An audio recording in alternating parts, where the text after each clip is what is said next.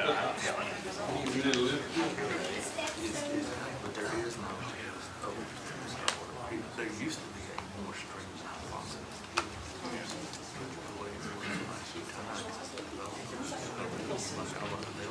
I will reach out to you, but there was next week. See,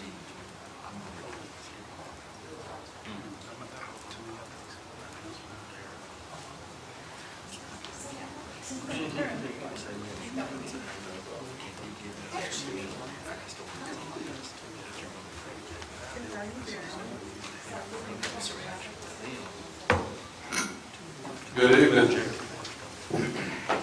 So after 5:45, we'll begin our work session at this time, and following this work session at 6:30, we'll have our regular scheduled council meeting.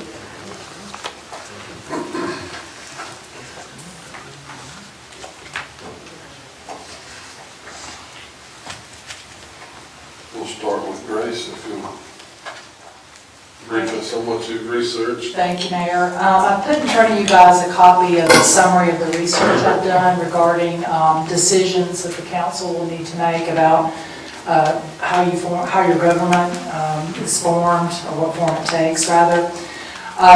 If you look through this, I'll just go over them, and of course I'll be available if y'all have additional questions. But option one really is taking no action.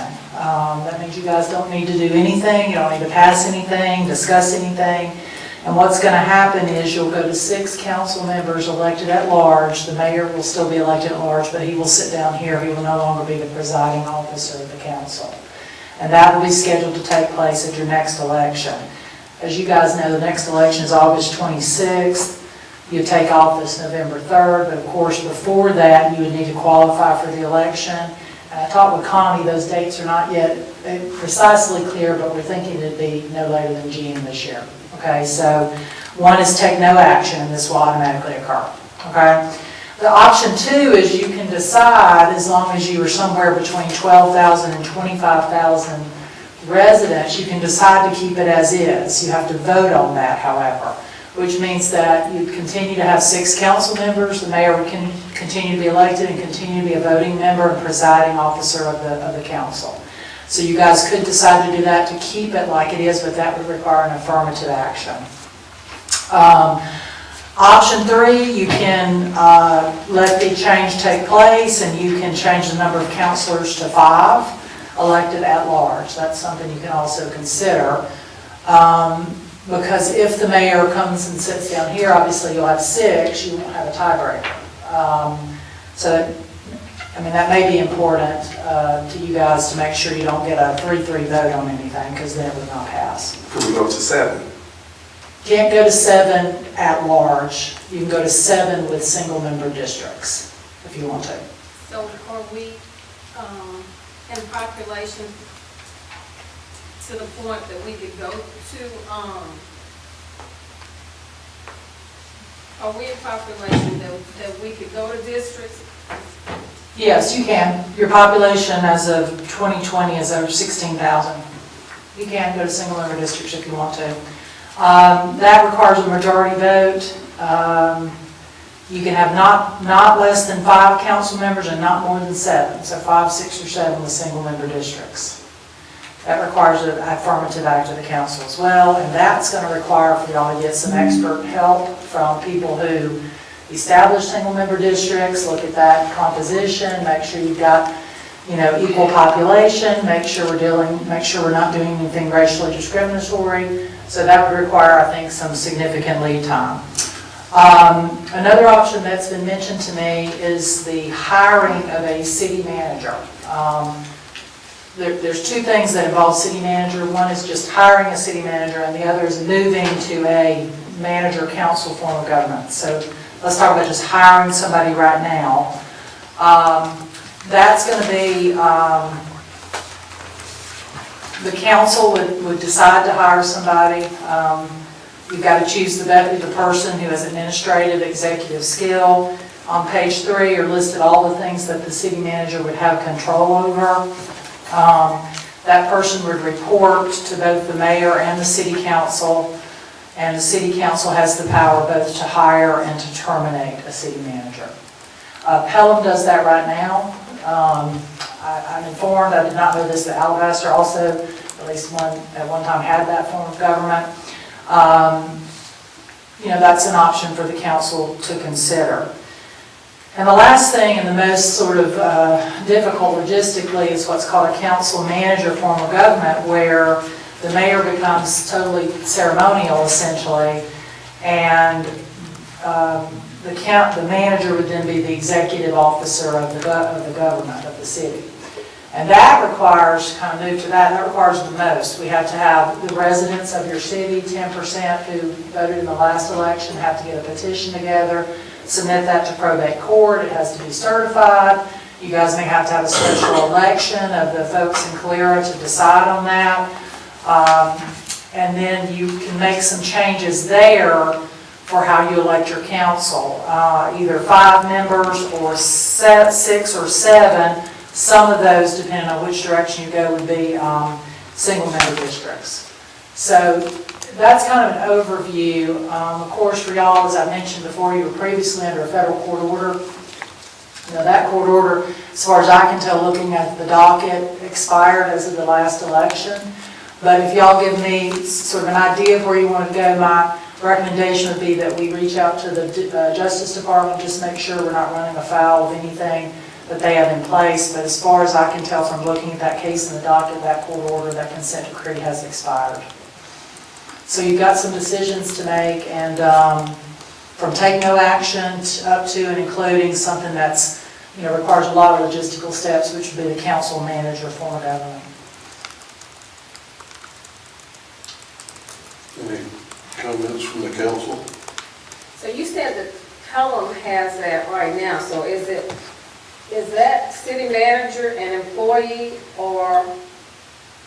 Yeah, Pelham they've hired a manager. They do not do council manager form of government. They've hired a manager, Gretchen DeFonte, and she is an employee of the city. The council, interviewed her, hired her. Her term is coextensive with the council. That's required in the statute. And then the council can decide if they don't like her services to terminate her. The council has that authority under the law.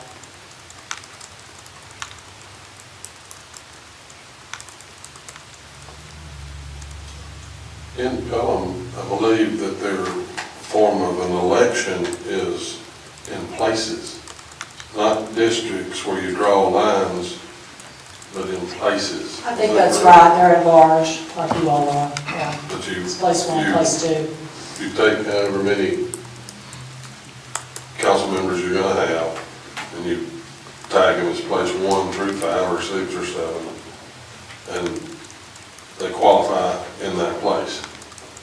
I think it's their form of government. If you do single-member district, the person has to live in the district for at least 90 days before the election, and you have to remain living in that district for the entirety of your term. So that's one thing I need to think about, if you wanted to try to move to single-member district. That, I think, also is logistically a little more difficult and requires more steps, because we would need some experts to come in and look at census tracts and those kinds of things to make sure you're not running afoul of any one vote, one person rule from the U.S. Constitution. That's what happened prior to 08, isn't it, Ernest? Yeah, we were a 5-member district. But I think you can do an at-large and have each council member as a place. Yeah. And My question about place is it just, say there's 5 places. So do the first 5 people that qualify to run, do they get 1, 2, 3, 4, 5? Well, I understand, what I understand of place, maybe I'm not thinking of the way you're thinking of it, Mayor, is just numbers of, because what defines the district would be your census tract, and then you could only be elected from the people who live in that district. But a place is an at-large election. Which is what the DOJ had the problem with. Well, I wasn't here in 2008, but I think there were some issues with some single-member districts and annexations going on there. And obviously, some racial discrimination potential in their minds at least. But so places, then, the way you understand it, is basically at large. It would be at large, but I think Alan's question is, the first, if you're gonna have 5, if that's the number, you're gonna have 5 places. So the 6th person that comes in here to qualify, Yes. who is that person running against? What do they have to pick a place? In other words, I want to run against Ernest, or Ernest wants to run against Calvin. How does, once you fill the amount of slots in places, if that's the case, what do you do after that for 7, Well, 8, 9, and 10? Yeah, I need to look at that specifically, but I think y'all are just majority, whoever gets the first 6 Five. top votes for y'all. Which is what we're doing. Yeah, so I mean, I think that's how, you wouldn't be running against, well, I guess you'd be running against everybody if you look at it. Right. Okay, so But- places then is not just another term for district. No, the Without district, drawing- the district. without drawing lines yeah. across it. You draw lines with the district and only the people in that district get to vote. So if you live in the same district, y'all are gonna be running against That's each right. other. And the only people who live in your district will be able to vote in that race. You'd only be counting those people in those So votes. you understand place to be Yeah. more than that. At large, is my understanding, yeah. So, Check on that and Okay. see if once you fill those, however many slots we choose, that once that many people qualify, then what does the next person have to do? Do they just qualify and run, or do they have to pick a place? No, I think, go ahead, Connie. Were you saying something? I think it's places. We have someone, we have somebody that has done it in the county. I've been doing my research. Okay. On all of that. Okay, yeah, let's talk later. We'll figure out an answer to your Okay. question, but single-member districts are very different than at-large. Obviously, you're limited. That's Where you right. live and who's gonna vote for you. That's right. And you would be running, well, if you had a contestant, you would be running That's right. against somebody. Right. I know that for a county election, I think Chilton County gets 7 votes per person. And there's 7 places, so they could cast all 7 votes for one person, or they could get 1 vote for You mean anybody. each voter, each Yeah. voter? Okay. So there are different ways to do it that seem to be, maybe to some people's opinion, more attractive. And the citizens, I've heard in a good bit of complaints that, oh, I Only wanted get to to vote, vote I for wanted to one vote for council more than rep. one person. Yeah. I've heard that. And the solution to that is if you put places up and you give each person 6 votes, they can put them all on one individual or spread them out if you're having 6 members. So there is a creative way to do it. And I think that the citizens of Calera would obviously be more interested from the word I've heard. They don't like the fact, I've heard this, they don't like the fact that they just get 1 vote. Again, I don't know that. So right now, when they go to the voting booth for all of you, they get 1 vote for the council member? 1 council vote, 1 mayor vote. Yeah. I'll look into, you're talking about the form of cumulative voting. Yeah, it's So, cumulative. yeah. That's right. In So- Chilton County, you can vote for each Place, place, or you can okay. put all your votes on One place, okay. Well, that may be an option, I'll see how they manage that under statutory framework, but, You know, what we would want to ultimately try to create, I think, speaking from the council side, is what's going to attract the most voters. I know that this election cycle is not going to be tied to the federal or any other, really, it's not a state election or a federal election cycle. So we have in the past struggled to get the number of voters out that we would like to see. And, you know, it's just been a little popularity contest. So, yeah, that's an issue in all our elections in America, so yeah, I think that's certainly a valid concern about how you get more people involved and interested in your local officials. I think one of the things, and as I shared with the mayor earlier, is that the citizens are come out and vote for who they want to, whether it's 1 or whether it's 7. Over the years, that's what's happening, and like you said, anytime it's an offset of a president election or a gubernatorial election, it's going to, the numbers are low. So, this notion of, people are saying that they want 7 votes, for the entire council, I don't believe that. As far as that making a difference in the turnout, I think people's gonna turn out when they to vote. Well, that certainly be something y'all would think about and consider when you establish, if you choose to act. Like I said, if you don't, you'll just continue to be elected like you have been, except the mayor will sit down here and no longer be a voting member of the council. But yeah, I'll look into whether and how in Alabama we can do that type of cumulative voting for your information, and y'all can take it from there as to what y'all want to do with it. So if we go to the form of government that the mayor sits down, do we elect the president of the council? Yes, ma'am. The council would elect its own presiding officer and pro tem, an alternative. We would have a president and a pro tem. Okay. Yes, ma'am. And the mayor then would have, certain veto power over what you're doing. Thank you for getting that information. We're going to need to make some decisions, and I encourage everybody to. Can I say one more thing? I'm Yes, sorry. ma'am. Just I wanted to, on the timeline and making decisions, a lot of these things you have to do 6 months before your election in August. That would be taking it back to February, end of February virtually. But if y'all have the qualifications due in June, I mean, people need to know what they're qualifying for. Are we doing single member districts? Are we doing place? Are we doing at large? How many? So when you back that up 6 months, y'all are talking about really probably trying to do something by December, early January, just as a timeline. So Grace, I've got one question for you. Whether you qualify for a district or a place, the number of votes, can we determine how many votes that the citizens could have? Yeah, that's what I'm going to look in, this form of cumulative voting. They're talking about whether it's one vote, you get one vote for the council, or you get, 6 right now for the council. I understand your concerns about that, but first we need to figure out, can we do it, what the process would be, and then it'll be y'all's decision to implement that, if that's what you wanted to do.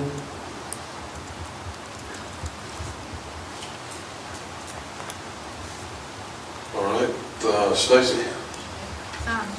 At the last council meeting, it was mentioned about the pay study, and so we had a pay study about a year and 10 months ago, and so our consultant had recommended that we do a pay study like every 3 to 5 years, and so we're not there yet on doing a new pay study. So, but meanwhile, Mayor Graham has me reaching out to other cities in the county, researching a longevity pay for employees, so.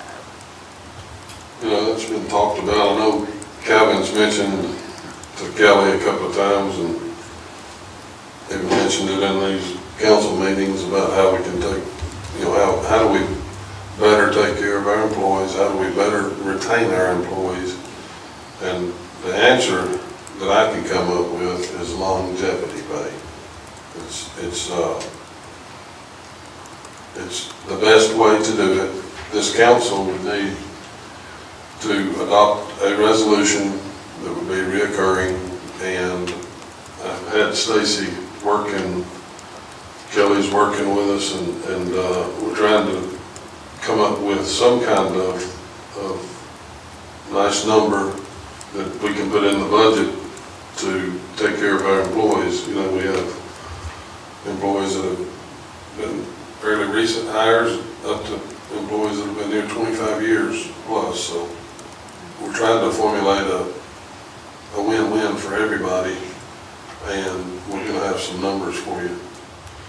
We'll go into, you'll bring your findings back to the next council meeting, I guess, and give them some kind of brochure to study on. So I'm thinking this is going to be in lieu of a pay study.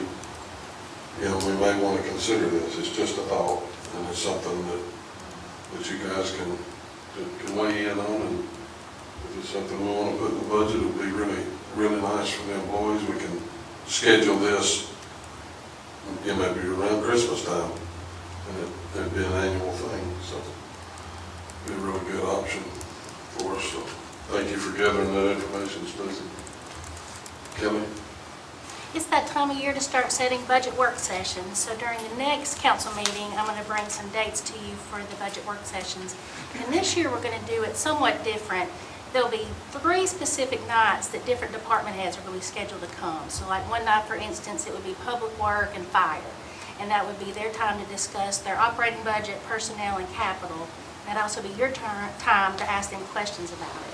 And so you'll have the budget a week before all that starts, so you can research it and have your questions and stuff ready. So I'll have a schedule of the department heads, but I want to ask everybody to, the council and department heads, to look at your schedule. I'm looking at the last week of July through August, Monday, Tuesdays, or Thursdays to schedule those. So if you know there's going to be a Monday, Tuesday, or Thursday, the last week of July and into August, that you're going to be out of town, let me know so we can schedule those meetings around dates you're going to be out of town, because it'll be very important for everyone to be at those meetings.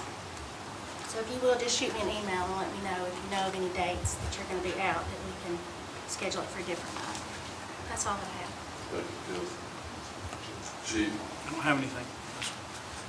We've got a couple of July events coming up. We've got our first camp case. I've mentioned this to you before, and I've posted some things about it, but it's for rising 6th graders, for our SRO case officers to have a week with the kids to teach social skills, all different kinds of leadership type classes. We're going to have different people from different professions come in and speak to the kids. We've got some really good folks that have volunteered to help out with that, and I'm excited about that. That'll be July 22nd through 26th at the middle school.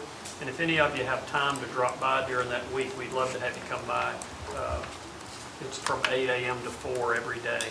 And at the end of that, it's not the same group, but on the 27th, which is a Friday, we're doing a bike rodeo. This was an idea that some of our SROs have, some other cities have done that. We've actually got Pelham's police bike team coming down, and we're going to have an obstacle course set up. We're going to have bike safety, that sort of thing. And we partnered with AC Leg, and they're going to be providing bike helmets to the kids that participate. AC Leg is paying for that, and we appreciate them. They actually reached out to us.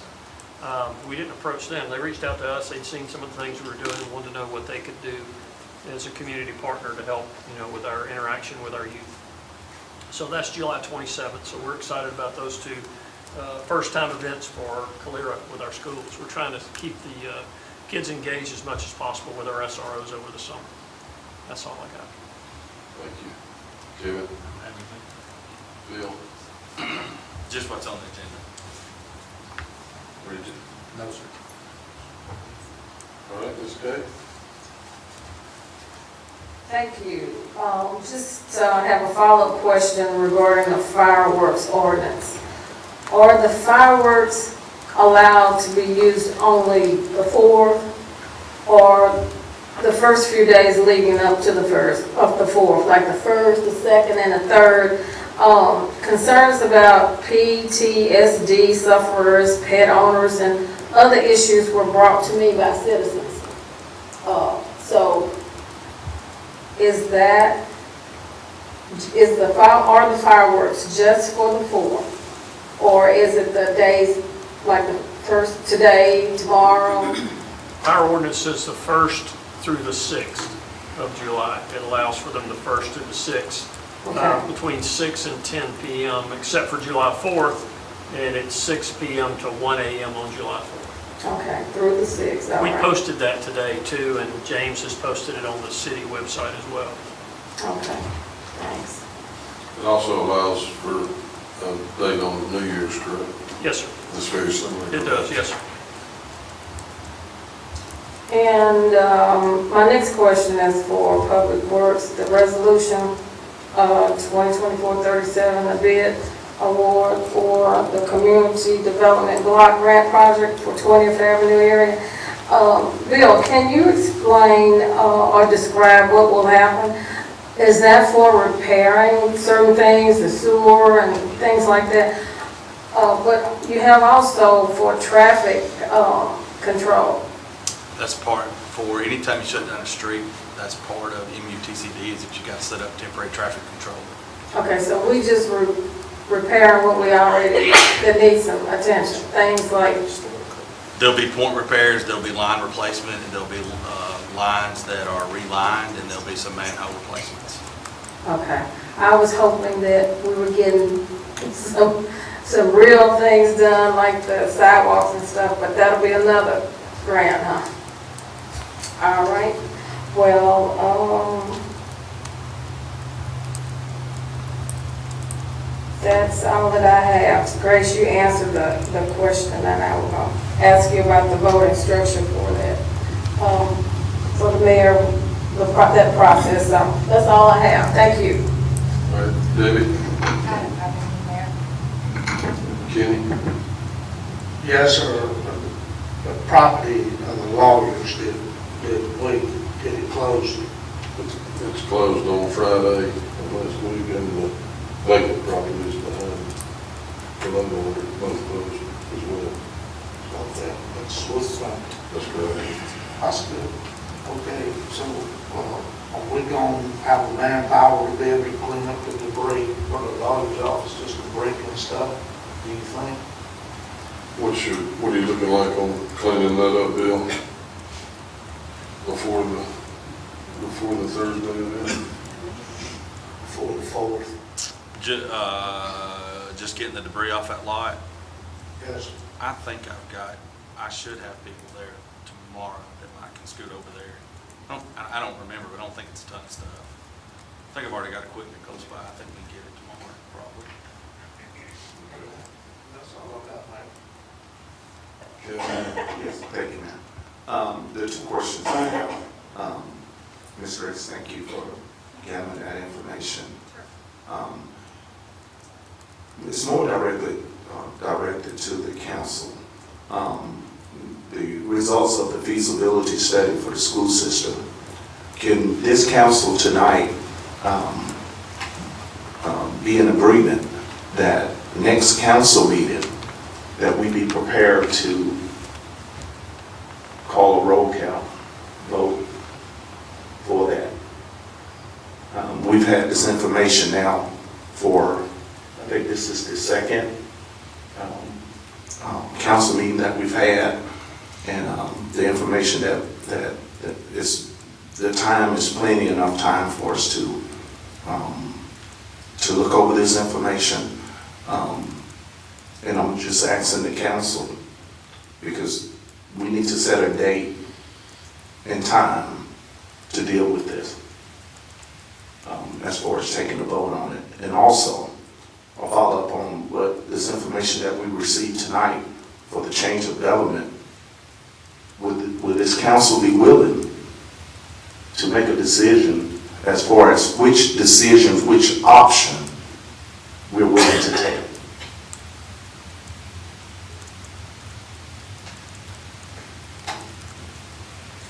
Kelly, I think that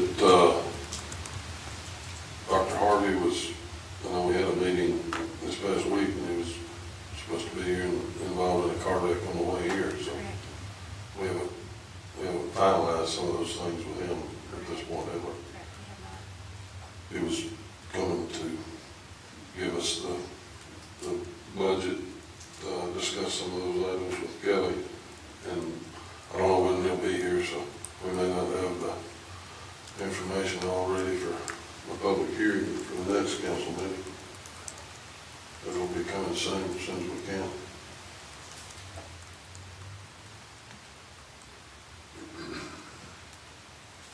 So how soon do you think would be soon, as far as time-wise? Can we look at our calendar and look at, this is the first Monday, the next council meeting is July the 22nd.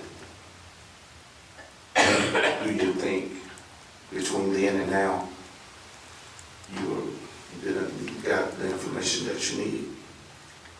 It just depends on when the meeting's rescheduled for.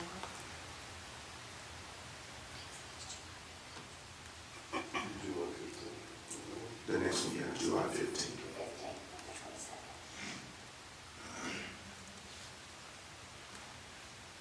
August is the 5th and 19th.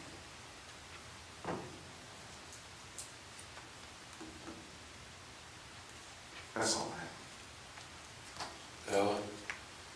Well, I think Calvin, on the form of government, she's gonna give us more information, it'll be next meeting before we get that, so I think we need to wait and let her give us this other information we've asked about, and then maybe by then we can look at, you know, what we want to do. Will you just revise this summary package you have to include those additional items? Yes, yes, sir, I'll do the, this, how places would work. Right. For y'all to And consider. just kind of add it to what you've already Sure. presented. Okay. If that's okay with you, ma'am. That's all I have.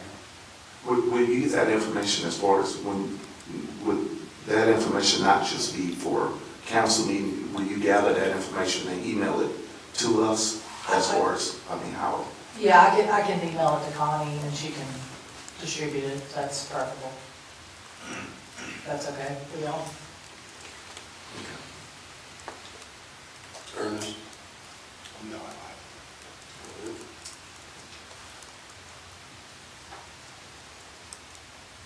Jackie, I know you're on the agenda. Do you want to come spend a few minutes? We got a Thank you, little bit of time. Thank you so much. I'd like to do the presentation during council, but I can, for a couple of minutes, talk about our upcoming event.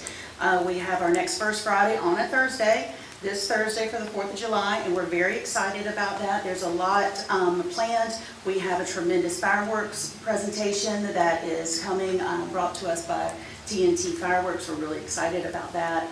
Couldn't do it without them. That's a tremendous donation. And of course, our Parks and Rec. I appreciate Public Works for everything that they're doing to, keep us safe. And, we're not quite ready to unveil the playground, so talked with Roger today, and we're gonna just, tighten that up, make sure that everybody realizes that that's still kind of off limits. But we've got plenty of space. The concrete is looking amazing. It's just gonna be great. I would encourage everybody to bring a chair and stay late. The event runs from 6 to 9, and I suspect we'll do the fireworks about 9 o'clock. Huge thank you once again, multiple years in a row from our fire department. Chief, you guys, I think, have more fun than anybody, but we are so grateful that they're the ones lighting all of these and keeping us safe. It's gonna be great. I just want to invite everybody out. Make sure you bring a chair. We've got 11 food trucks, about 30 different vendors, and it's going to be a good time. So, thank you very much, and I look forward to providing my presentation during council. All right. I think the information gathered on some of the property owners that need to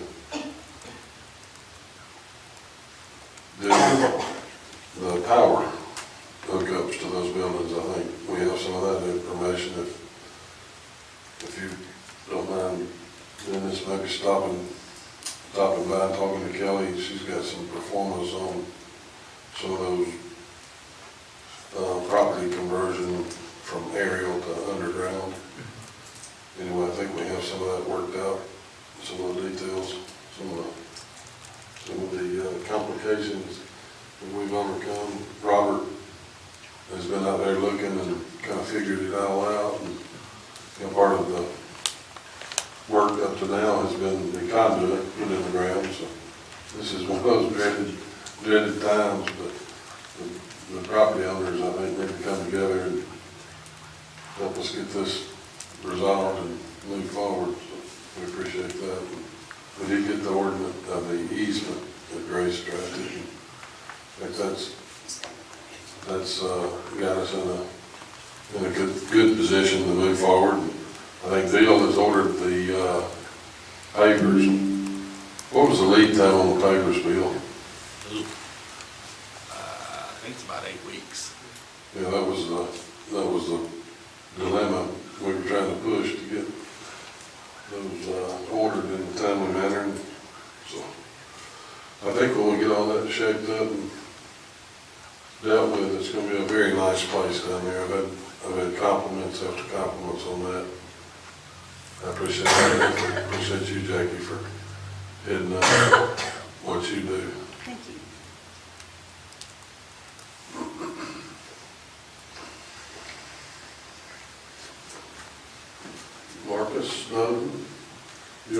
the sign-in sheet, really.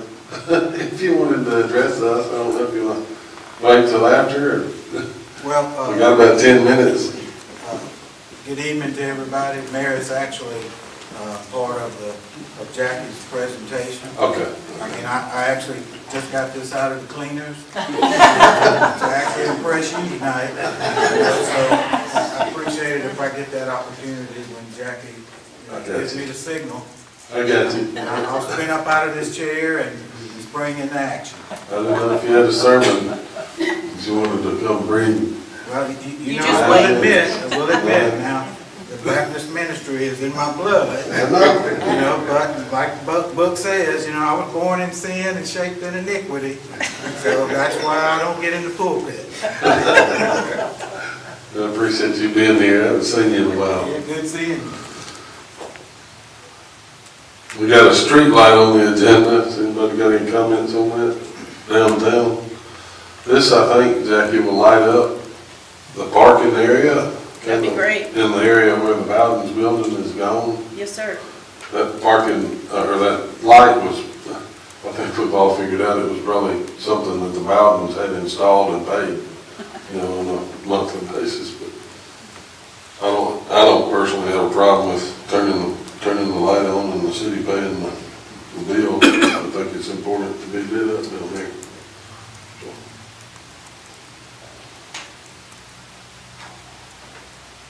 I think we've got everything covered. We've just got a few more minutes.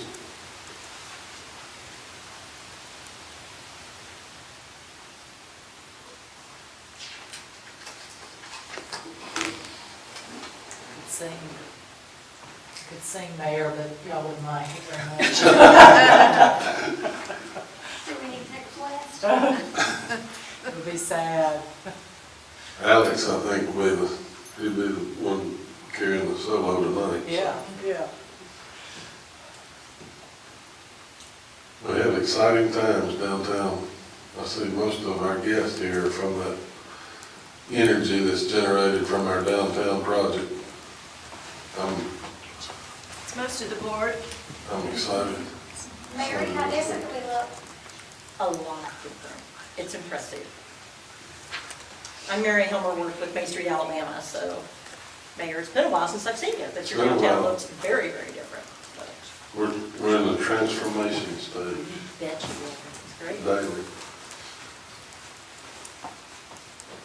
We're like the little engine that could. We're gonna get there one day. We're gonna keep pulling. We're gonna get there. That's what we displayed when we first met and requested to be a Main Street, designated Main Street. Seems like yesterday. How many years has that been? Just a blink of time. Wow. June was 5 years. That's quick. I think my youngest son and Chief Kendrick's daughter were both there in that presentation. It was pretty neat. Now they're both seniors in high school graduating this year. Is that recorded somewhere? I have never seen that presentation. I hear it's something.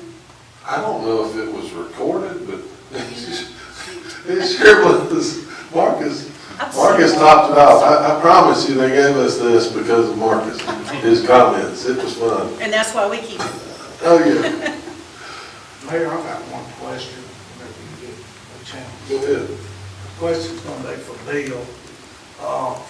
With the railroad, all of the easement on the railroad bill, have you heard anything from the railroad company on it, or we stand on it?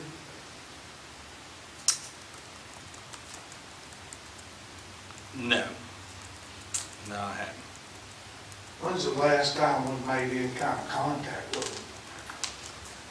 I don't know that information off the top of my head. I'd have to research it and go back and look through all the emails. But we are waiting on them to see whether we want to put the fence on on the leased property that we're looking at, or this, and also the dumpster pad, or we just want to go ahead on and put it on the city property. That's what we're waiting on, is an answer from them to make that decision. I think that was the gist of the conversation was, I think Grace was involved with that, to wait on the blessing from them. It may come price to us where we're not gonna use their right of way, I don't know. Yeah, I think anything that's gonna go on their property or work done on their property has to have their approval, because they're, I mean, well, first it's their property, but also they're very protective of it. But I don't know if there's an opportunity to reach out to whoever our contact is and try to work something out going forward, just to, ease of communication, something like that. But obviously, we should not be on their property doing something without their permission.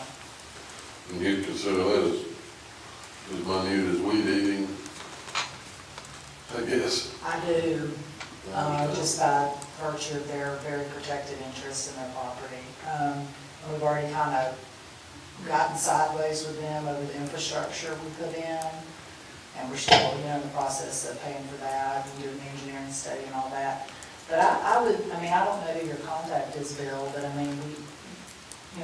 we probably should have somebody there that we can call about these issues and just see if we can work them out informally. I think they can contact with somebody who'd be perhaps beneficial, Bill. My colleague does talk with the general counsel of CSX. If Josh, if y'all would like for us to try to facilitate that, just let me know. If you can't get a response, we got an avenue there. We'll get in touch with Josh Arnold. Thank you.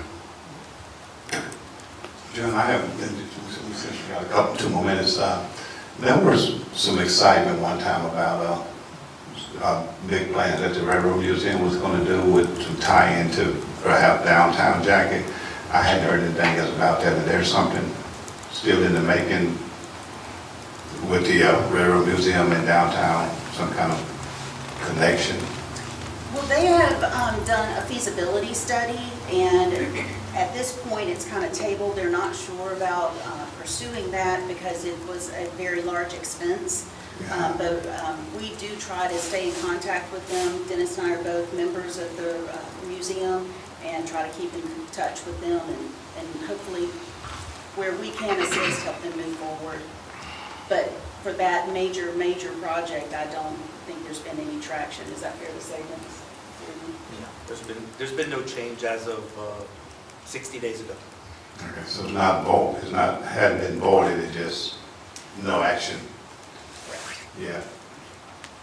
And I think probably in the next 30 to 60 days, we might have some more information to bring.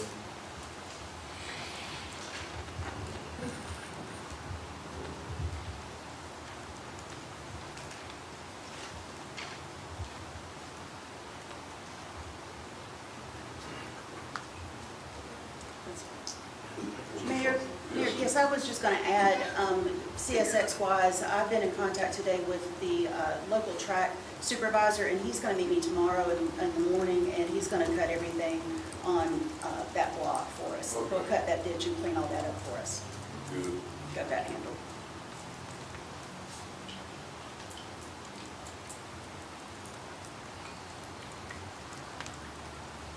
At that time, Calvin, would you mind opening us up?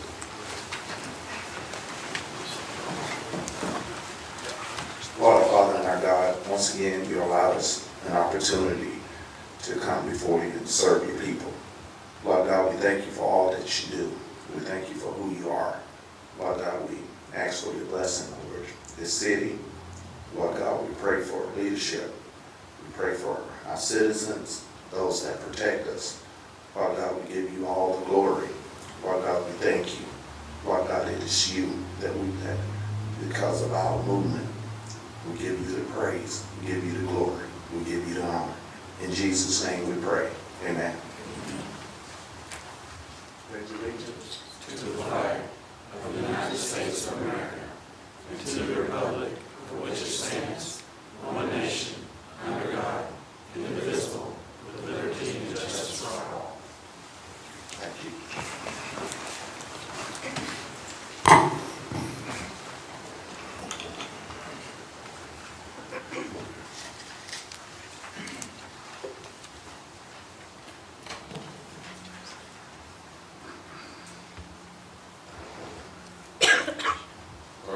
First item I have on the agenda is the approval of the agenda.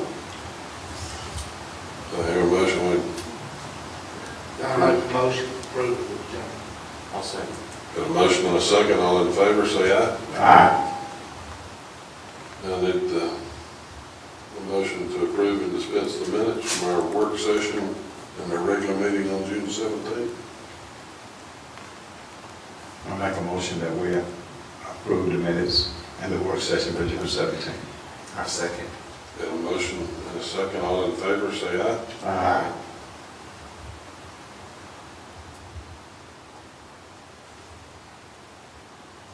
We have the streetlight power request on 17th Avenue downtown. Anybody want to make a motion that we turn that light on and pay the power bill? I make a motion that we accept that. I second. Got a motion and a second, all in favor, say aye. Aye.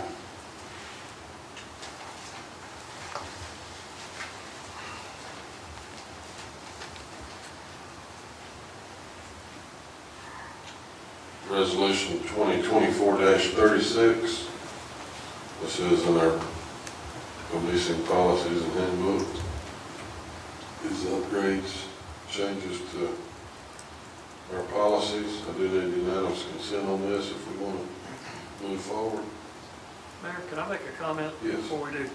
The one here is very important, the public recording of law enforcement activity. I hope everybody read that, because there's some clarification, and you've probably seen around the country that there have been many instances, unfortunate instances, that have led to enforcement action or even use of force involving videoing law enforcement officers while they're conducting their activities.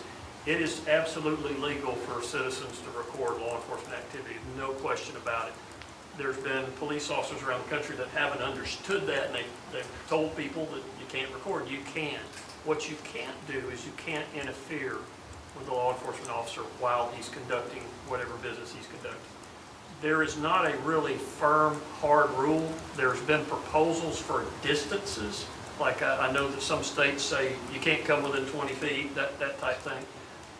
We don't really have a hard, fast rule, but distracting that law enforcement officer while he's conducting business, car stop or whatever, and interfering and speaking and distracting them from doing their job, we can't allow that.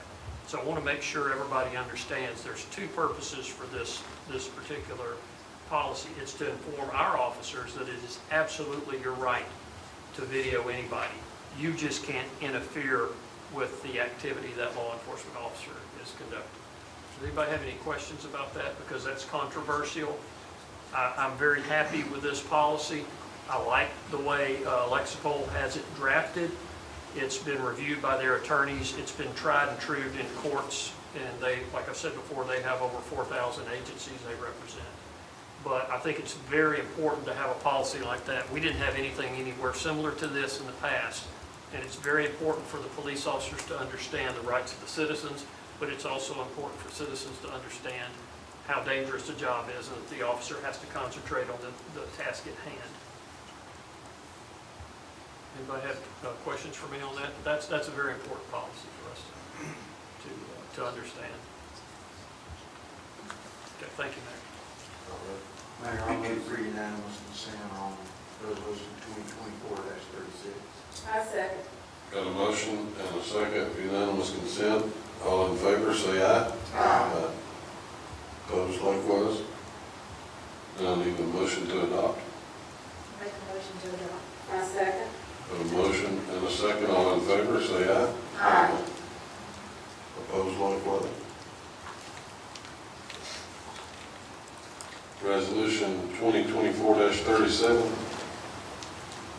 It's the CDBG grant award, or the bid to award the project for the grant money on 20th Avenue area downtown. And this is sewer work. It's old sewer lines in the ground that are getting some rehabilitation. I heard Bill explain that in the work session. Your motion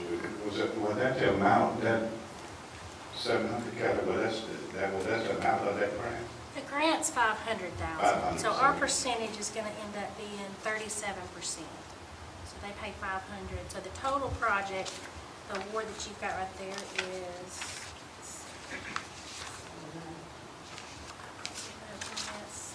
$796. so they pay 500 and we're responsible for the difference. Okay, so we're doing the match and then the difference that it takes to. Right, and that match will be in next year. It'll be in the budget that we presented for next year.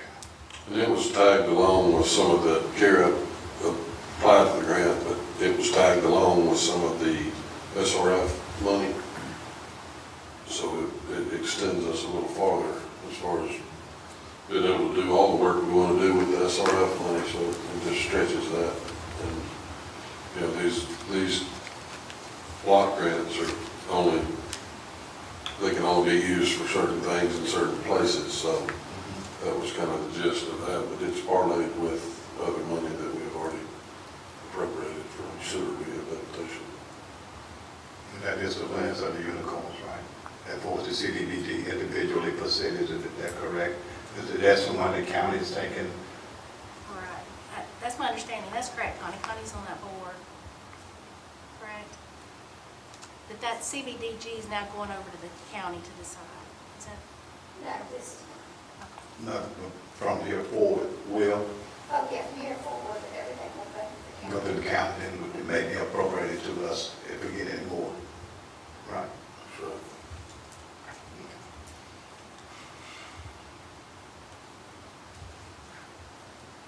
I hear a motion that we award that. I make the motion to approve it. A second. Motion and a second, all in favor, say aye. Aye.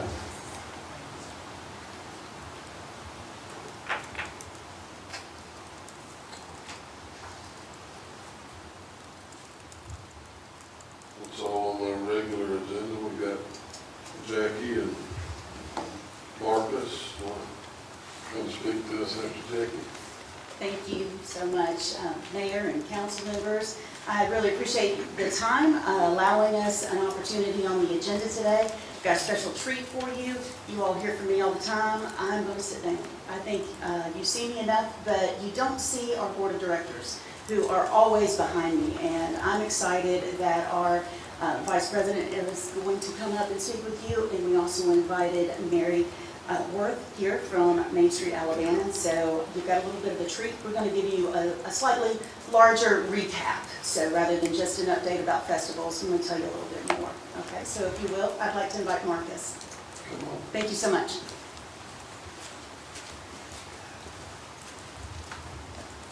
Good evening, everybody.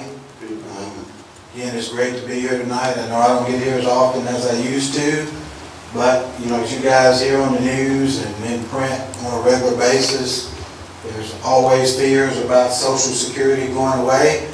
And as I approach that age, I realize that maybe I need to be working a little bit more, saving a little bit more, so you don't always get to see me as much as you used to, because I'm having to shift my priorities to life after work.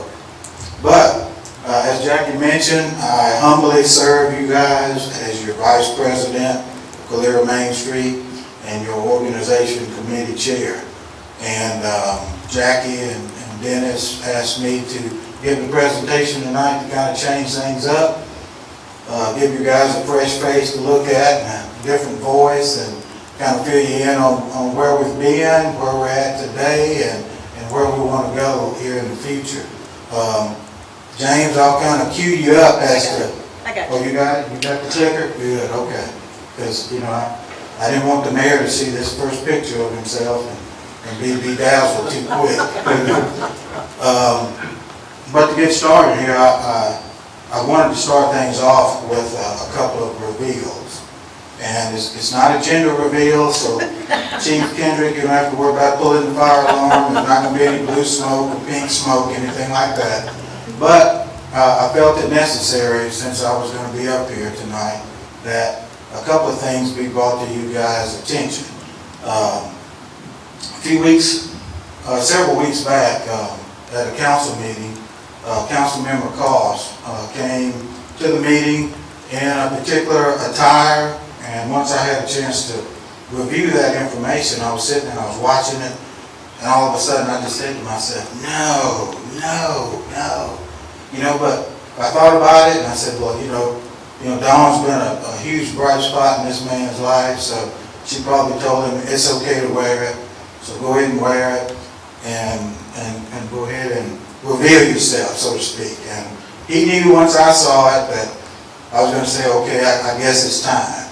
So I want to present to you guys, number one, Exhibit A. Kenny Dale Carlson has been living an alias life for the past several decades.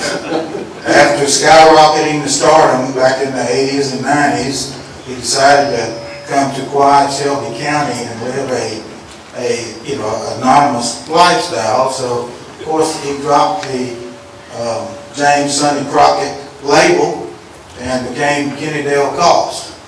And unfortunately, I had to bring that to everybody's attention because I knew you guys did not know this. But if you look, there's striking resemblances.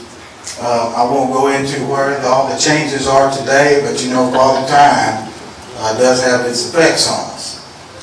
Now, the second reveal, I know it's going to come equally as shocking to you guys, but I have no choice but to bring it to everybody's attention. And that's Exhibit B. I've been living an alias life as well. Just like Kenny Dale, rocketed into stardom back in the late 80s and 90s as Rico Tubbs, and decided I wanted to come to Shelby County as well and live a quiet life of anonymity. And unfortunately, my good friend decided to, in a sense, expose us a few weeks back.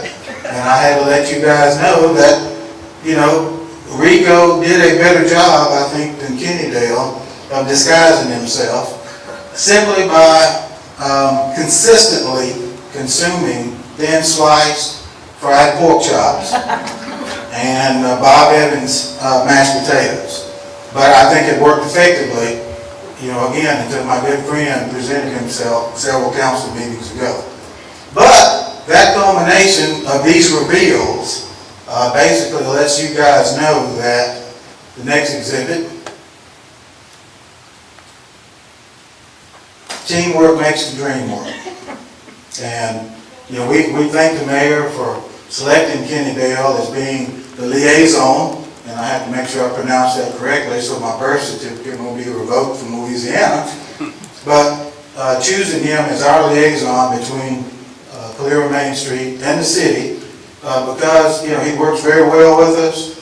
His insights are very helpful, and we think the partnership has worked out well. And that's some of the things that we want to get into tonight, is that public-private partnership and what an important role that has served in the transformation of downtown as we progress along.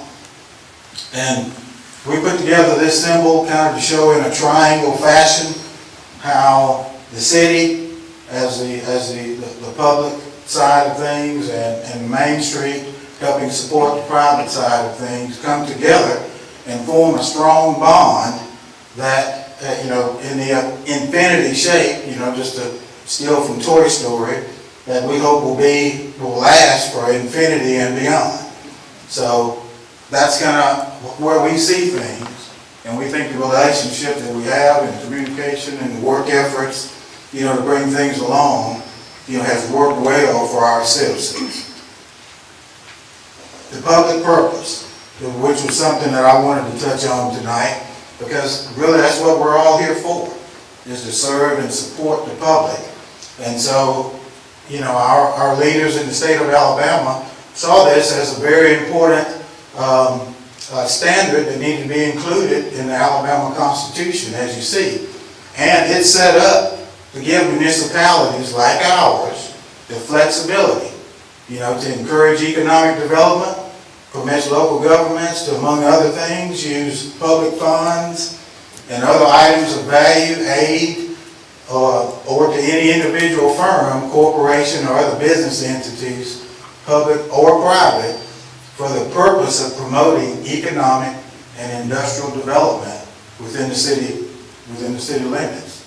So, the state has given us the go-ahead. We know, hey, we're not breaking laws or anything of that nature by working this partnership that we have in place right now.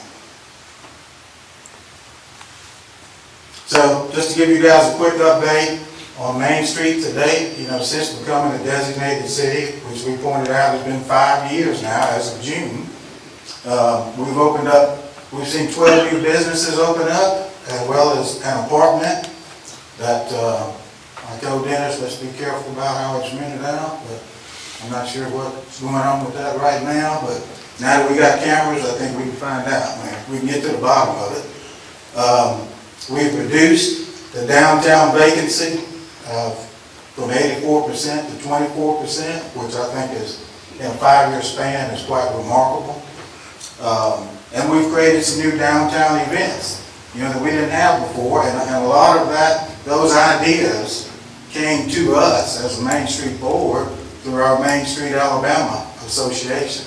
The trunk or treat, I think if you guys remember, the first one we had was on Highway 25, and we had goats and, I don't know, rabbits, squirrels, chipmunks, all type of critters out there, and along with, treats for the kids, and, and everybody just had a super grand time.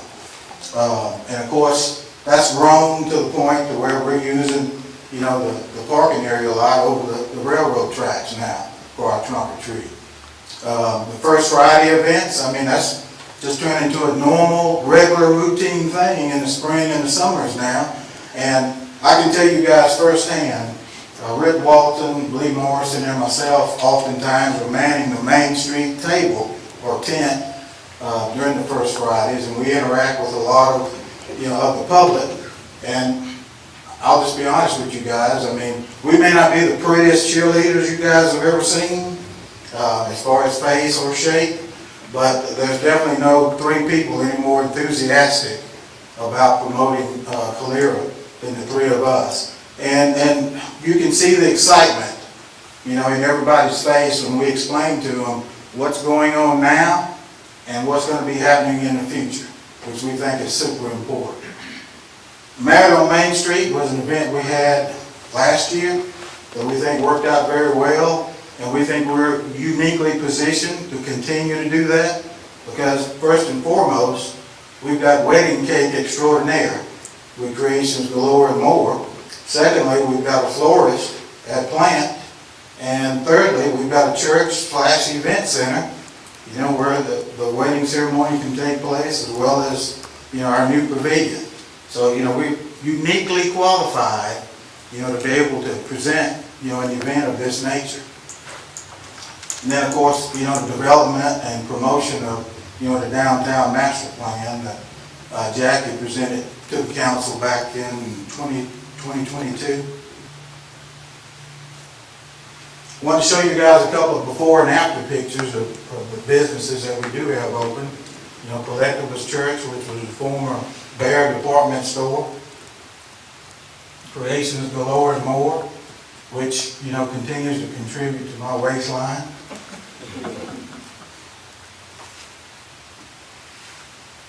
Plant that we've talked about, which actually started in a little smaller area, but as you can see, has expanded into the space that you guys see there in the photos, and where I get a lot of my washing detergent.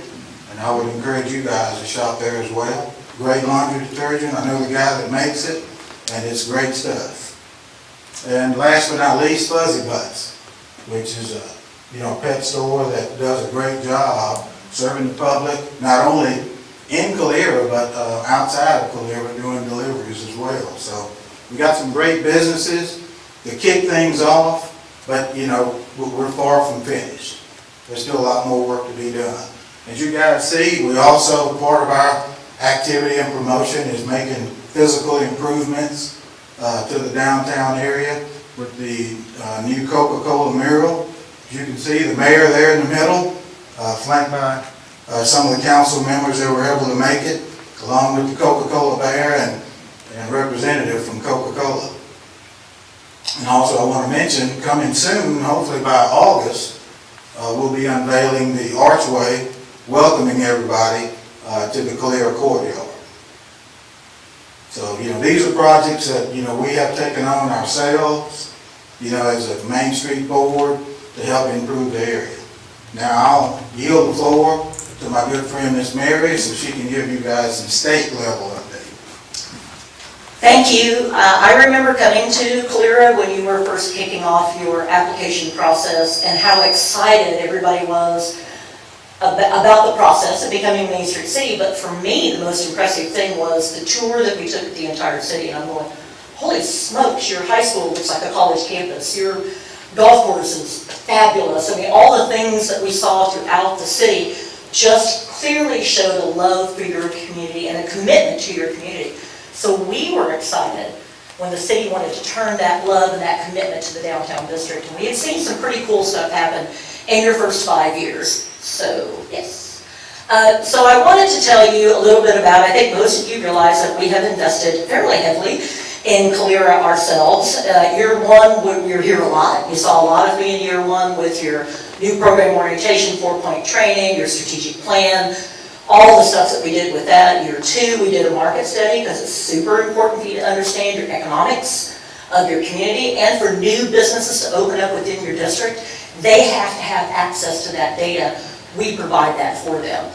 Year three was branding, and then just last year, we provided a real estate redevelopment service, which allowed us to go into individual buildings and actually provide performance. So all of it kind of tied together. Okay, I'll cut out. All of it kind of tied together, and between those services in the first 4 years, we have put $150,000 of services into Calera. So I just wanted to let you know we're investing in y'all too. We love you guys. We are, and this is part of the national's accreditation process now. We have always had accreditation, but now National has the National Main Street Center has a big platform, and we have to report everything back to them. This was the first year. Not that we weren't busy with a huge conference in Birmingham, which was kind of nutty, but we got it done, didn't we? Got it done. And every one of our communities had to go through the accreditation process. Not all of them were accredited. Some were in the affiliate. Calera was accredited. So I just want to tell you how important that piece is. And part of it is the public-private partnership of making sure that the city is involved in what's happening within your district, that you participate in the strategy development and the planning. And it's clear from the conversations tonight that you are involved in that. Collaborating on programming, monetary and non-monetary resources, engaging with the elected officials within your district and the things that are happening. I'm just looking at several of you who I've been talking to for years up here on your council, and it's pretty cool when I can come to a community and name most of you personally because I've spent time with you. So that's impressive to me that you've reached out and wanted to continue to be a part of Main Street. So some things, other things that we have provided to all of our Main Street communities, but was a part of, not part of the $150,000, but part of what we do for all of our communities. We just had a 10-year economic impact report done by an outside company to talk about the economic impact that Main Street across the state has provided in the last 10 years. And we've had $1 billion impact. And I know I sent a letter to the mayor, so you've seen our pretty little flyer. I've got some extra ones here if anybody would like to see that. But that is the collective of what happens in a state when you care about your districts and you care about what's happening, that investment comes back to you. So I just wanted to point that out. We also put together a Main Street landscape guide. And the landscape guide is specific to Alabama.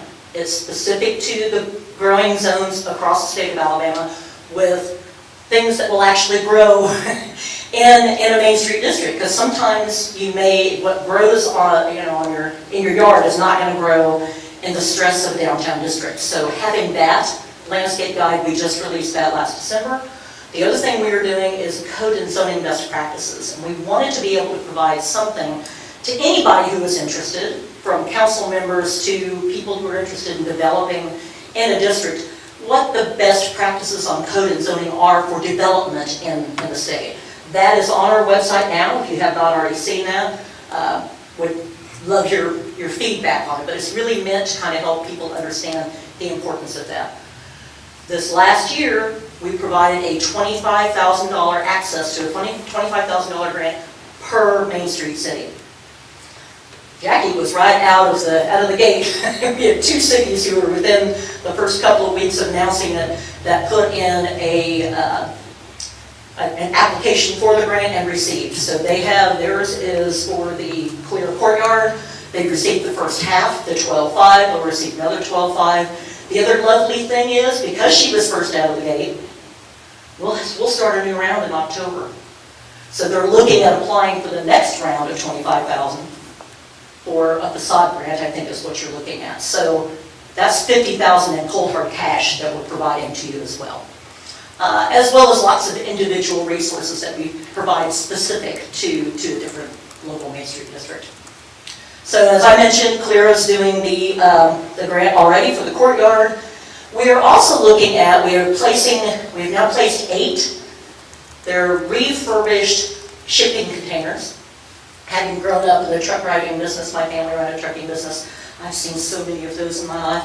And to have them come back in a new life, they're completely refurbished into what we call small box shops. We gift those to communities. We're looking at a $40,000 cost on those when we gift those to communities. We're looking at providing one to Clear sometime in 2025 as a part of your overall project that you have going on in the courtyard. We are also going to be announcing August 14th at our upcoming conference, a big announcement, so I'm not going to give too much away, but we are doing some funding and some education, easily accessed for entrepreneurial support, and every one of our designated Main Street communities will be able to apply for that and receive it for your entrepreneurs in your city. So be looking for that. The other thing we have done is we've put together a Sweet Hometown Tours website, so each community, designated community, has that opportunity to put in what's cool to see, where should they go. I'm sure lots of the training stuff that you have going on here, your sports facilities, you guys got some cool state golf course. I'm sure a lot of that is on there as well as what's going on in the courtyard. We are going to be providing signage for each of our communities probably in 2025. That will delineate that you're a designated Main Street city, but you're also part of the Sweet Hometown Tours as we start to promote that. It's going to be promoted through the Alabama Tourism Department too, so there's some extra pop there. And I think, is that my last one? Nope. The quarterly trainings, I just wanted to point out, we provide lots of trainings. This is some of the things that we did in 2023. We talked about the Main Street in a Box is another thing that's going to be released shortly. That's kind of understanding what is it'll be a resource that's available to all of our Main Street communities that they can just go to and pull a piece out and have it be ready for them. We did a whole thing on working with developers and how to attract those physical improvements to your district. We talked about how to create powerful individual promotions, landscape therapy, and then this year, we've already had one on creative fundraising. We had the National Main Streets Conference in Birmingham in May. You probably saw a lot of people wandering around here downtown because we did mobile workshops. And one of the mobile workshops was for Shelby County. Highly rated. I'm also on Leadership Council with Main Street America, so I got to see all the ratings as they came back for each of the individual mobile workshops that we did. Yours was in the top 5. So y'all did a fabulous job. People were very excited. We loved it so much that October 23rd, we're bringing all of our Main Street districts to Shelby County. We're going to start in Clear, we're going to stay in Clear, so you get the bed tax and the restaurant tax and all the stuff that Main Streeters do when they're in a town. We'll start here, we're going to hop on a bus, and we're going to do a mobile workshop with our own Main Street directors, so you can look forward to that. And then December 10th is Hyper Downtown, and then of course we have our upcoming conference in August in Monroeville. Coming soon, the other thing we're really putting together, I was a long-term Main Street director myself. I was Main Street director for 10 years. And what I was always barking at our state coordinator at the time was, can you do something that somebody who's been doing this a while, get something out of? That was a really big deal to me. So I'm trying to really pull together what I would call 2.0 services. You have an experienced director here. This is a smart lady. I think you probably know that. But when I'm looking with the 33 different districts I work with in Alabama, I'm telling you right now, you are blessed. Jackie's sharp. So just want to put that out there. Well, we're going to put together the capital stacking process for each of our communities. So So that includes what you can get at the federal, the state, local levels, all that governmental money, CDBG, those types of things. And we're also putting together what are the local foundations or private support that you can have so that we can provide to them what the capital stack would be for just Calera and how you work it. So that every one of our communities is going to get that. And the other thing I'd really like to pull together for Calera is that local investor consortium. This is a cool city and it's on the rise. I'm not saying anything you don't already know. I think people will invest here, and I think your locals should have that first opportunity. So we're pulling that together. That is the one that I think, as we've discussed, that y'all have chosen. And then the other thing we're working with the Department of Commerce is we need workforce housing in Alabama. I'm really trying to impress upon them that, you got a lot of upper stories across our state. Maybe we're the answer to your workforce housing. Let's talk about what we can do either in a district or adjacent to a district to help with workforce housing. So those are the couple of quick things that we have going on. And I want to point out, and we say this a lot when a program comes on, that when you're in the network, we're dating, but once you're designated, we're married, we're in it. We're in it to win it, we're hanging, we're not going anywhere. But I do want you to understand, we are not a 3-year program. Our job is to help a district manage the changes over time. Where I was a local Main Street director is now in their 31st year. So Main Street is not a 3-year program, a 5-year program, and our commitment to this program will stay. We're not going anywhere, and we want that commitment for you to know as a city that commitment comes from us, and hopeful that your commitment to the program remains at that level as well. So, any questions for what we're doing with Main Street Alabama? All right, pass it. I think that's my last slide. It is. All right, you guys, well, we'll knock through these last few slides and wrap things up. And again, I want to thank you guys for giving us the opportunity to give you this update. As you can see, I mean, we came to you guys, I think, again, I mentioned in May of 2022 and presented this rendering of what we thought the courtyard could look like. And, roughly a year later, I mean, you guys hit the ground running with groundbreaking ceremonies. And like I said earlier, the public is very excited about what they see, and they're very excited about what they've been told that's coming down the road. So the partnership between the city, Alabama Main Street, Calera Main Street has been fantastic. And I think everybody can see the results of it. It was a great idea. The presentation was great. Connie and Kelly, worked on putting all that together and then kind of lined us up as to when we all were going to speak and all these good things. And I think once I hit them with Adam and Eve, and if they were Cajun, that they'd ate the snake instead of the apple, that things were going in the right direction for us there. So that worked out very well, and we're just proud of where we are right now, and even more excited about things to come. I wanted to show you guys kind of a quick video of just kind of how things have progressed in a 5-year period, from basically a wooded area with a greenhouse in the back of it to where we are now. Look at that fella.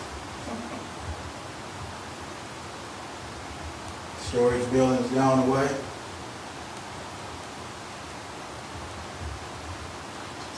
More construction.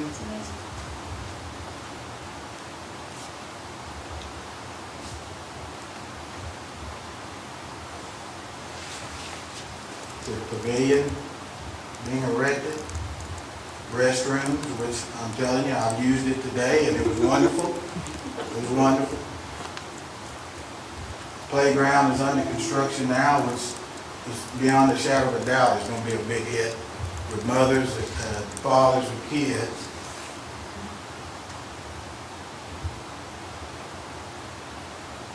So just seeing how far we've come, like I said again, it's just amazing in a short period of time.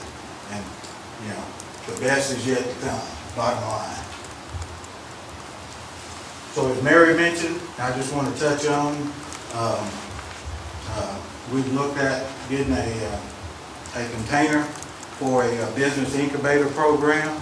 We know that, hey, we're gonna do our best, as Main Street in the city, to try to recruit new businesses to downtown.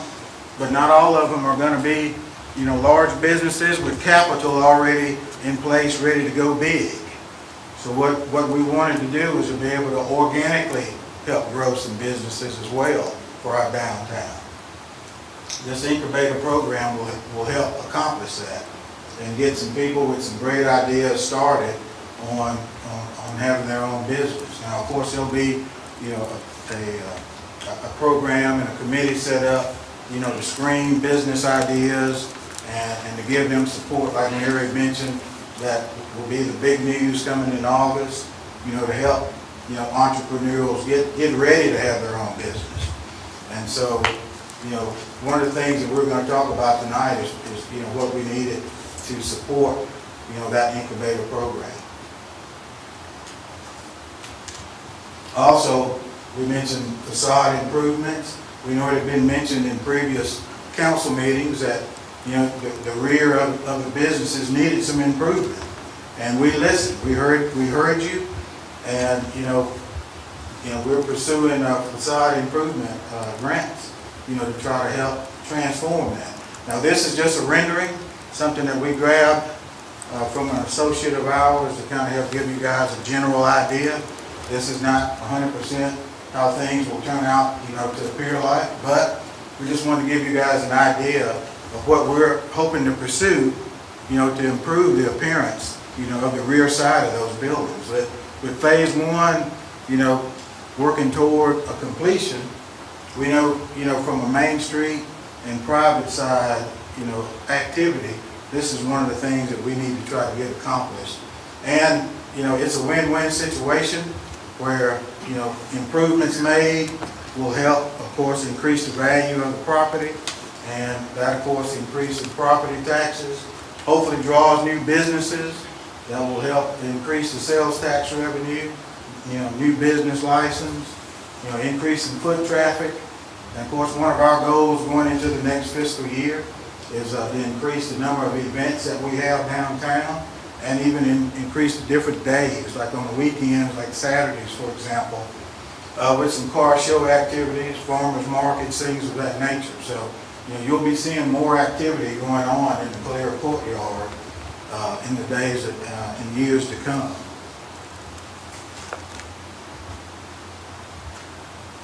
So, connecting the private side. So, what's our thought process from a Main Street vantage point? Well, what we hope to do is to work with the private side property owners to help improve what you see now and to transform that into a better looking facade. So through the grants programs that we're actively pursuing, through assistance with, Alabama Main Street, we hope to try to achieve that objective.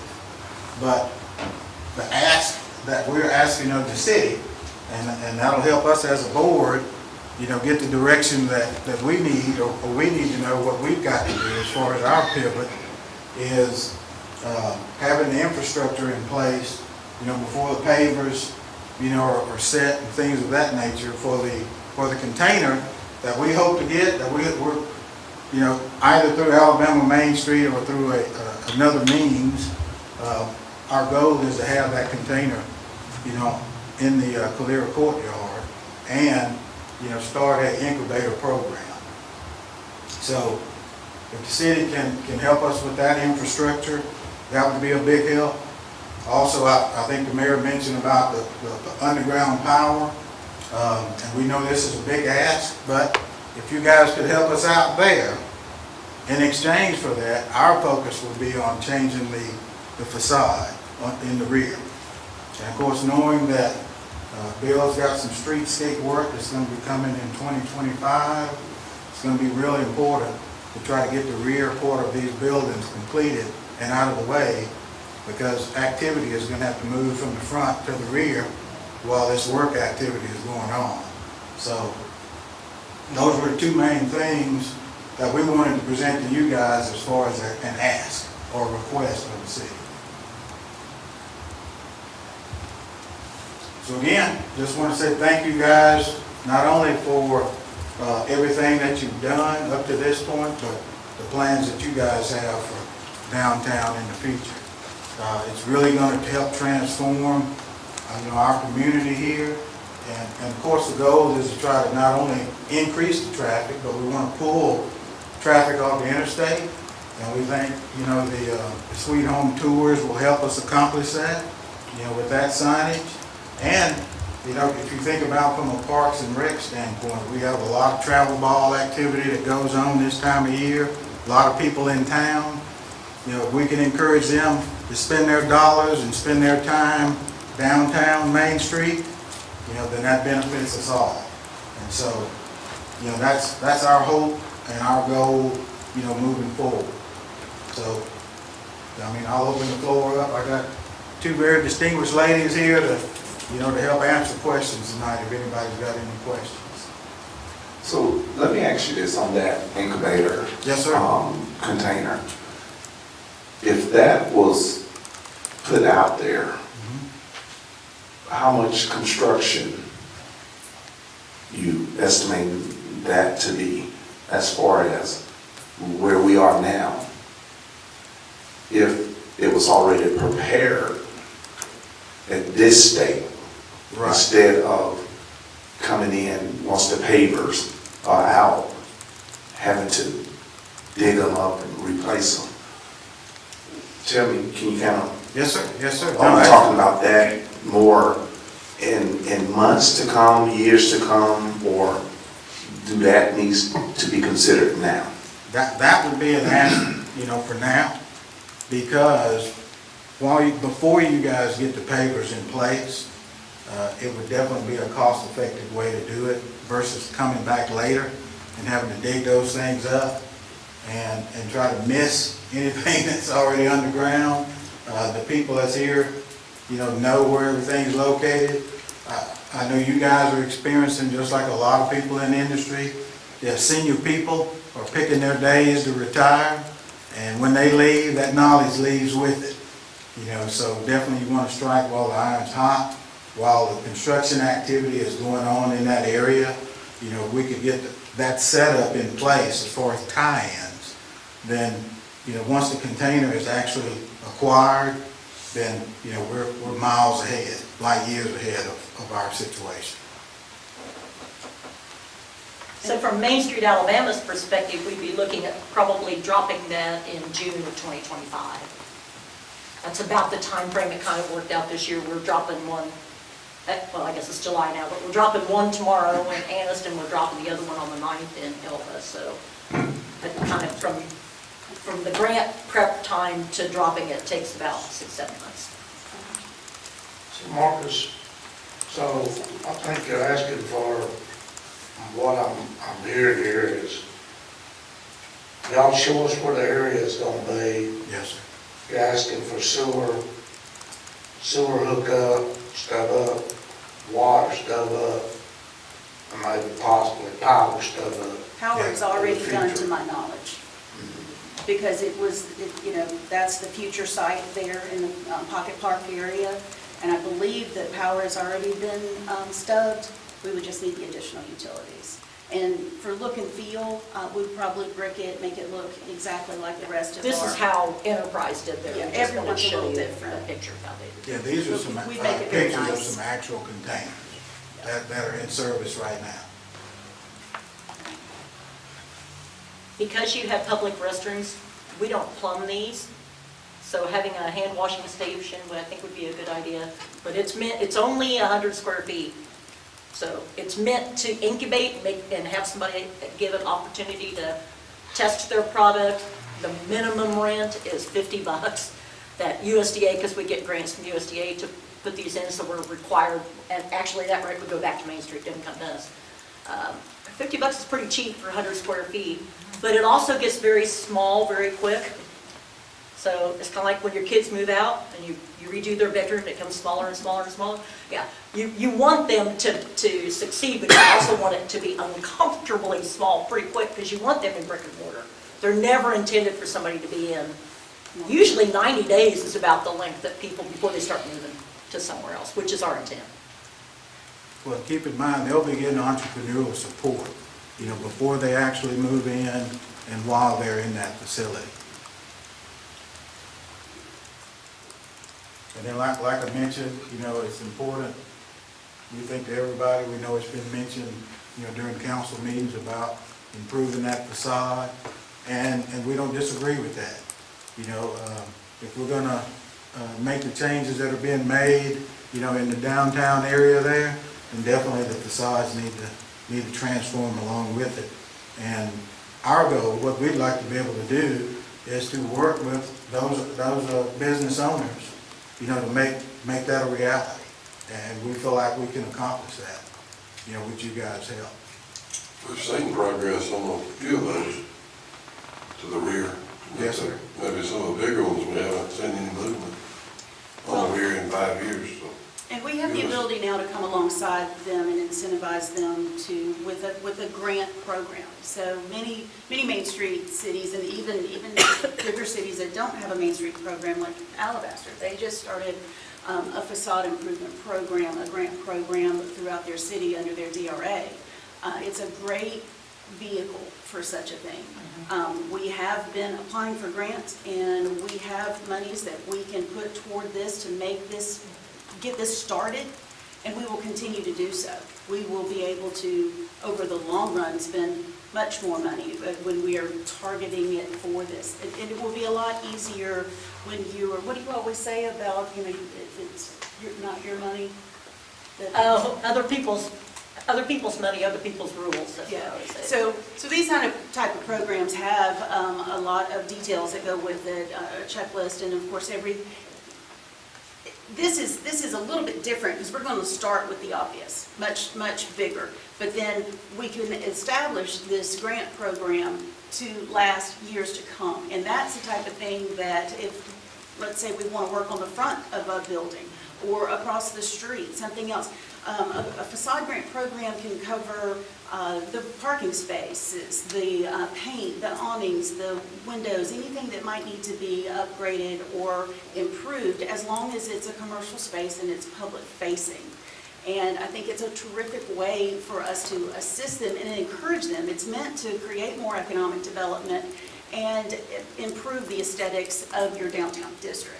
So it would be a 50-50 match, and we'd have a cap on it. We would have a design review committee to approve each one of those applications. Depending on the amount of money in that account, we would be able to spell out each year how many we would be able to award and go at it that way. But I understand my board of directors is willing to pivot right now into getting started on our facades. Because that's needed now. And keep in mind, I mean, with the streetscape project that's planned for Highway 25 and 31, for an interim basis, that'll be the front of the building, so to speak. And that signage in front of those buildings will be extremely important. You know, somebody new and they're looking for ROE and they can't park in the front, they're trying to figure out, well, how do I get the ROE in the back? And when they come up, they see that on the facade, they know, okay, I know where I need to go now. So, you know, we see this as a critical move to make, and as a board, that's the direction we'd like to go in, knowing that that project, you know, is going to be promulgating itself, you know, in the near future. So we're trying to plan right along with you guys, you know, to make things as feasible for the public, you know, as we possibly can. Marcus, I'm going to ask you a question, and this is for the council too. Are you asking us as a council, are you asking us to put the power in for Main Street? Is that what you're asking for us to financially put the power in for Main Street? That's one of two things that I'm asking for. And yes, you are correct. If you guys can do that, and the facility hookups that we're talking about for the container, again, our focus will be on the facade. So if we spend the money to put the power in, if the council decides to put the power in, then y'all gonna, are you, what's y'all's match? Are y'all planning on making sure that if the council spends a X amount of dollars, are y'all gonna spend the same X amount of dollars or more? Yeah, council member, roughly would be an accurate statement. I mean, I probably could safely say, you know, tonight with the grants that we're pursuing, that you know, $100,000 is not out of the realm for the facade program. Just for this In year, the near there would term. be more beyond that.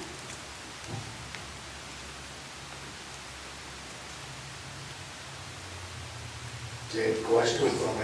Grace, with all that you're hearing, it's city, it's the board, and it's a private property owner. Marrying those three, is that done contractually? Is it an agreement that needs to be signed with some time performance that could take place? Or I'm just trying to. I mean, there are probably lots of ways to manage that, but you have, I mean, what you talked about at the beginning, the public purpose, I mean, to do anything on private property, the council would have to make that finding, you know, what the public purpose is of the use of the funds. Just from my own experience in Columbiana, they did a similar facade grant. The city allocated so much money to the Main Street Board, and then the property owner would do half of the cost of the facade upgrade, and that money was used as a grant for that private owner to do the other half of it. So you could, and the money had to be spent in a certain period of time, for example. So, I mean, there's probably lots of ways to do it, Mayor, if the city and council wanted to allocate funds to these projects. I think we're at a pivotal point with the power. And the power is something that's been discussed. At first, it was the easement to get to the back of the property, and now we've overcome that. Yes. And the word I've heard was, you know, who's going to pay the city back for the power?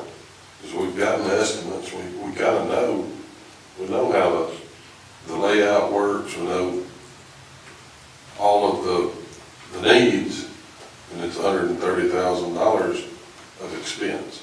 I mean, And that's a dead cost. I mean, you're gonna have to find a public purpose. The council's gonna have to make that finding to satisfy the constitutional requirement in Alabama. But if you did determine it had a public purpose, then you could probably allocate the money. Now, what requirements you want to make on those individual property owners would be up to y'all. If you wanted to say they had to meet you halfway, do a halfway grant, I don't know. It'd be something for the council to discuss. Or do other things to the property in exchange. Seems like it's, you know, with some of the property owners up to date, it's obvious. But we do have some that have participated and want to improve their property. And maybe there's some that don't. How do you prod those guys along? How do you change the entire instead of just a part or two? Well, and that's a good question, Mayor. And I think it helps that, you know, we can incentivize them, you know, to want, you know, to make those changes. I know it's not easy from a business standpoint. I mean, you know, those of us that have to deal with, you know, budgets and things of that nature, I mean, we all know and understand, you know, the plus minus nature, you know, of running a business.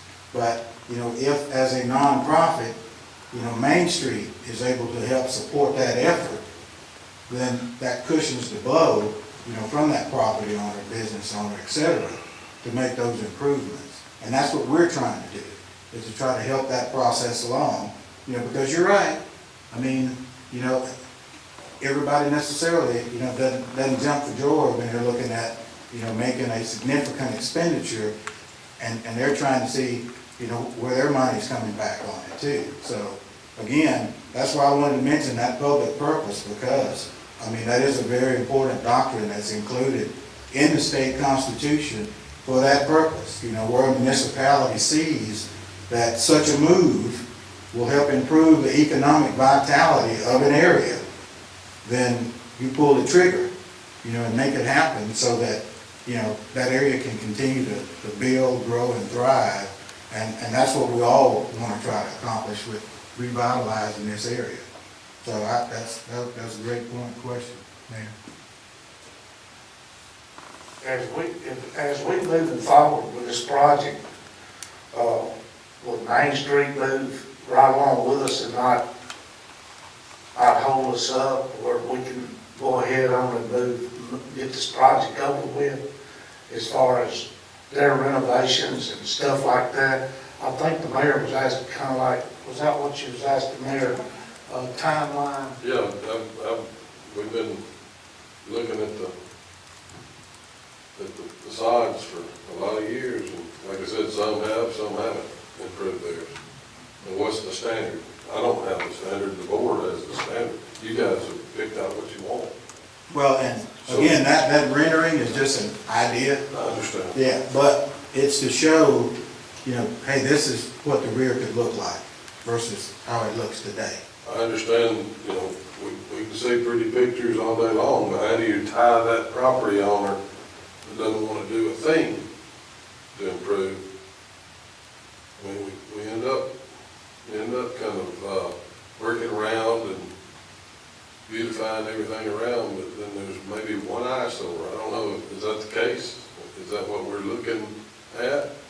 I haven't talked to the property owners. I don't know all those involved, but I think it's time for the board to put the plan together, and it's important for me to know a timeline.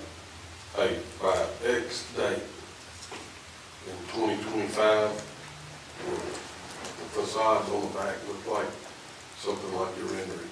Well, what we'd like to do is, you know, again, you know, if you guys bless us in that direction, is to work with these property owners on a design plan, and then come up with a cost of executing that. You know, it's basically going through your gate process, you know, in the engineering, design, and construction. You go through what's called gates. I mean, on my side of the world, you know, it's called FELs. And you go through gate one, that's where you're getting a rough order of magnitude and a rendering of what something costs. And then gate two, you're trying to get up to, you know, plus or minus 50%. And then once you get to gate three, you're pretty confident of what this design is going to cost and what it's going to cost from a grant standpoint and out of pocket for the property owner to move forward. So, you know, is that timeline realistic? I mean, it's quite possible, you know, because again, our goal is to hit the ground running and to get with these individuals just like we did, you know, Councilman Cost with the easements. As we sat down, I personally talked to the property owners myself. And I explained to them, hey, you know, we understand sometimes, you know, things get kind of thrown out of whack a little bit, but here we are. And the improvements that are being made back here is going to be a benefit, great benefit to everybody. So let's all do what we can to try to make this possible. And, you know, we got that step out of the way. So, you know, now it's time to move on to the next steps, and that's trying to make those changes. And again, through the grant programs that we're actively working on, that'll be able to help fund that effort.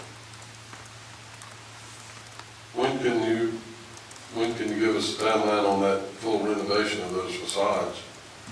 Therefore, we can make our commitment. It'd be kind of hard to say. December next year. December next year. Have it completed? Yeah. Oh, have it He completed said by so. then. He was- Absolutely. The Grand Negus just spoke. He said by the end of the year, 2025. So I know I personally have tried to work toward making that a reality. I mean, I didn't get this doggone blazer clean for nothing, man. I came up here serious, you know?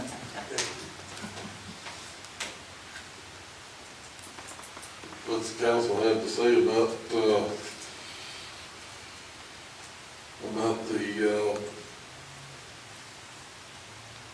moving forward with this?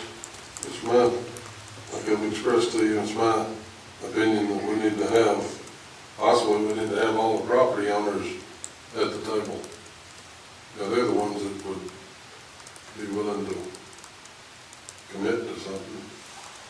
I haven't met with them,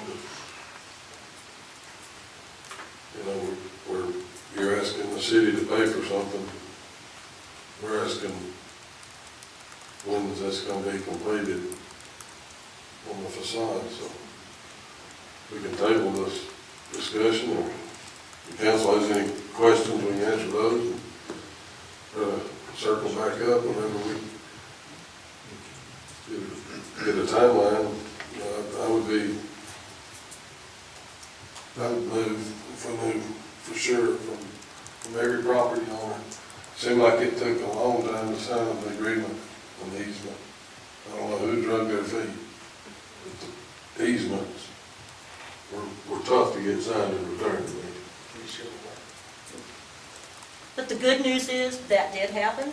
So those property owners have already been dealt with. So it's not going to be a new thing to go back to those property owners and go, okay, here's the next step, from the easement piece to this piece to this piece, so. The easement piece didn't involve money on the property owners' behalf. But if they're This getting is gonna grants- involve taxpayers' dollars, and in return, it's gonna involve a commitment, a financial commitment from the property owners, every one of them, to fix the rear. Yeah. And I don't know, I'm not the genius on how to get that married, but that's what needs to take place. You know, when you think about this, and as you said before, if we look at some of the numbers, we have invested a lot of money into Main Street to get it to the point that it is now. You know, and I guess my question would be the importance of moving forward in order to get to this next phase. How important is the connection of the power to this piece of the puzzle in order for us to move forward? Now, and I do understand what the mayor is saying. He needs some form of a commitment in order to do this. How can that be done with the decision from the council more quicker is the question. I mean, because we don't want to hold it up and we don't want to lose time. Right. What do you suggest? And I think if you guys, made a call tonight, it could be a call contingent. I mean, you guys just grab me by the coat if I'm going off in the weeds, because this is just Marcus talking now. But it'd be contingent, upon, getting the concurrence that the mayors, would feel comfortable with, from the property owners involved. But, it could be tied to that. And again, we walk out of here dialing the cell phone saying, look, this is what we got. Let's sit down and talk, and let's, try to work this out to where, everybody's happy. I mean, that's my goal here. Well, why don't, as soon as you can get that answer and convey it back to the mayor to let him know, hey, this is where we are. Therefore, everything that's already scheduled, we can continue with the progress rather than allow time to lapse. Absolutely. I mean, do you think that would be a good move on both behalf? I don't think that's an impossible request at all. And then again, there's people behind me that can pull my coattail or whisper loudly, shut up, if I'm going astray here. But, they shouldn't have told me to come up here and talk. Marcus, what happens if y'all, and two, I want to look at the worst scenario, what happens if y'all do give us a letter and then everything falls apart and you don't do it, and then the council's going forward, so you've got to come up with a plan on that end too. Well, the good thing is we are contractually obligated to spend money that we receive for grants for these purposes. So, any funding that we've received, we're going to spend it on this district, and that's a given. So the Main Street match is there today. I don't know the cost of complete facade restoration. perhaps, you know, Kenny, if you could spend some time with us, if we could get some quotes together over the next week to 2 weeks, we could definitely present a more detailed plan to you, Mayor, at next council meeting. But we are committed from a nonprofit board and our program to moving forward. And it doesn't stop with this year. You know, I mean, that improvement program might come in phases. I mean, you know, with getting the awnings and the pedestals built, you know, maybe we do that first and that knee wall, maybe signage comes in the next phase with another grant. But we're going to stick with you all the way through because we believe in everything that you've done and everything that, you know, we've toiled for. And we're very excited and believe in downtown, and we want, you know, the rest of the community to be able to enjoy that and experience that too. I guess just a suggestion, maybe a pledge letter Okay. from every property owner. I know Dennis knows most of the property owners, if Yes. not all of them. You know, if we had a compilation of pledge letters that gave us a timeline, you know, a reasonable timeline, Dennis said December 2025, right? You know, feel free to work within whatever you feel like is achievable timeline-wise. Bring us something that we can kind of hang our hat on, and you know, we get the ball rolling. You know, this city will act, I promise, quicker than you guys, based on what I saw with those easements. So that's our commitment. We appreciate you. Thank you for coming, and thank you for every one of you for all you do. You're making us better, and we hope we can continue to work together to improve that area. Thank you. Thank you, guys. Thank you for your time. That's all I have on my agenda.